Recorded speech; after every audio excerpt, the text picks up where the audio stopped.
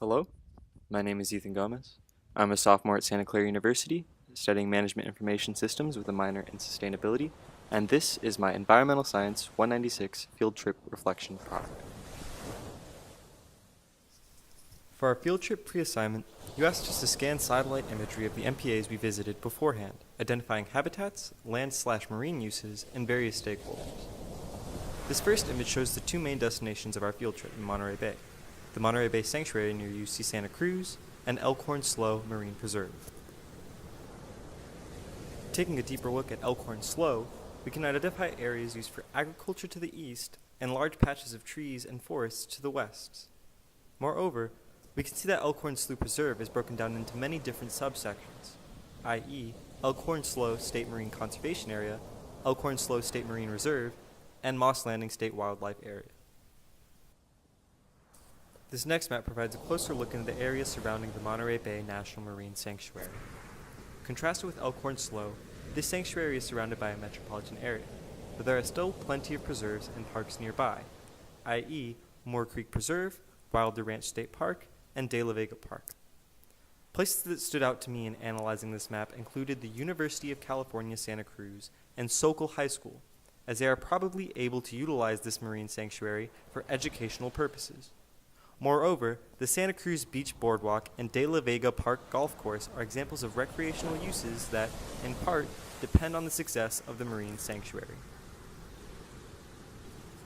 Marine protected areas are detailed in California's Marine Life Protection Act, passed into law in 1999. The MLPA had the following 6 goals. These 6 goals address the use of marine sources from a variety of perspectives and underscore the need for stakeholder involvement in MPA development. For example, the first goal addresses ecological perspectives, and the second, economic, the third, recreational and educational, and the fourth, history and culture. The following figures highlight the impact that the MLPA had on marine conservation efforts in California.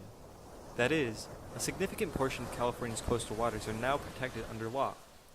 Lessons learned from passing and implementing the MLPA in California include the importance of enabling conditions, i.e. political support for instituting MPAs, breaking down the network into clearly defined regions, i.e. the 4 regions in California's MPA network, and ensuring transparency in the face of controversy because MPAs will not have widespread support.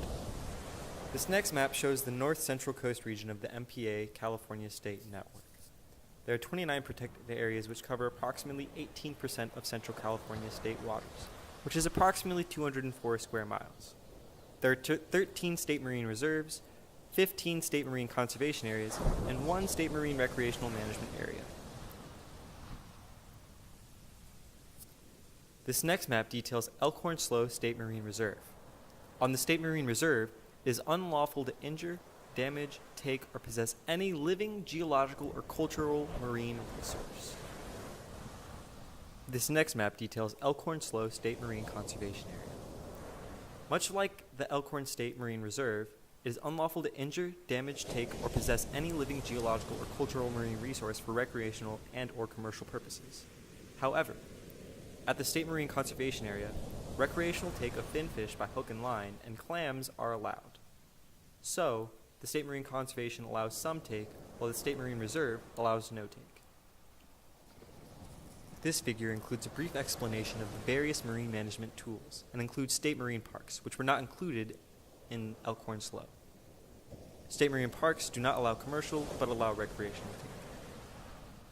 In visiting the Monterey Bay National Marine Sanctuary, I found an interesting pamphlet on urban runoff.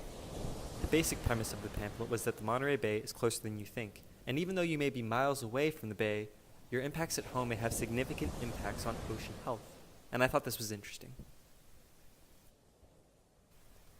I also decided to research the Monterey Bay National Marine Sanctuary Advisory Council, which helps to ensure continued public participation in the management of the sanctuary. The Advisory Council has 20 voting members from user groups including agriculture, business, conservation, diving, education, recreation, and tourism, plus 7 local and state governmental jurisdictions. Moreover, the Advisory Council meets bi-monthly in open sessions located throughout the almost 300-mile boundary of the sanctuary. This highlights the complex and dynamic nature of marine protected areas and the information needed to manage them, while also underscoring the need for transparency. When I arrived at Monterey Bay, I began taking pictures to detail my experiences. Some of the pictures I took were of signs that detailed regulations imposed by the government. I took a picture of the beach's hours and began wondering if there could be a potential homeless problem. I saw the Santa Cruz Beach boardwalk in the distance and began thinking of recreational uses. I also saw the ideal bar and grill and realized that restaurants probably use these marine resources in their ingredients. Standing outside of the sanctuary, I saw train tracks and began wondering how the pollution from the train might impact the ocean nearby. I also took pictures of the Elkhorn Slow Reserve, but was unable to take as many pictures as I would have liked because my phone died. However, I want to talk about some brushes that were at the entrance of the reserve. When you enter, you must rub your feet on the brushes to make sure you don't carry any foreign seeds into the reserve.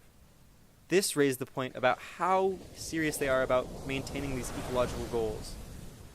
Inside, they had exhibits detailing the biodiversity, i.e. sea otters and hawks, and other marine animals. Outside, I saw various fauna and plants that contribute to the biodiversity of this marine reserve.